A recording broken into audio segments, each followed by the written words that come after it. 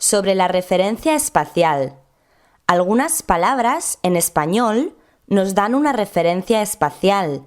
Por ejemplo, cuando decimos estás aquí, significa que estás cerca. Nos indica el primer grado de distancia. Aquí. El primer grado es aquí, el segundo grado de distancia es ahí y el tercer grado de distancia es allí. Hablamos de cosas que están cerca, más lejos y más lejos. El coche está aquí, significa que está cerca. El coche está ahí, significa que está un poco más lejos. Y el coche está allí, significa que está aún más lejos. Con el femenino, la casa está aquí, significa que está cerca.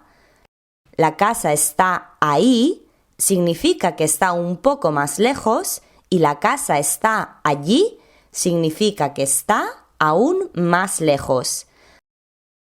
Adjetivo demostrativo.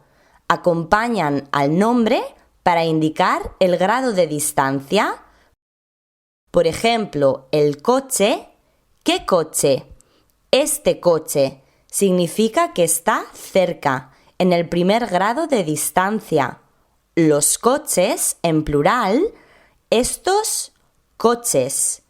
Si usamos el femenino, la casa, diríamos esta casa. Y si usamos el plural, diríamos estas casas. El coche y la casa están cerca. En el segundo grado de distancia, un poco más lejos, diríamos ese coche, esos coches, esa casa y esas casas.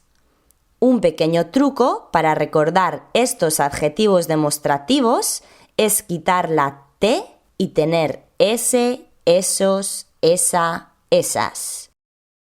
En el tercer grado de distancia usaríamos los adjetivos aquel coche está más lejos, aquellos coches, aquella casa y aquellas casas. En resumen, los adjetivos demostrativos son los siguientes. En masculino, este, ese, aquel, o en femenino, esta, esa, aquella. Y para el plural usamos estos, esos, aquellos, y en femenino, estas, esas, aquellas. Y las palabras que nos indican la referencia espacial son aquí, ahí y allí. En algunos lugares de Latinoamérica, ellos dicen acá y no aquí, o dicen allá y no allí.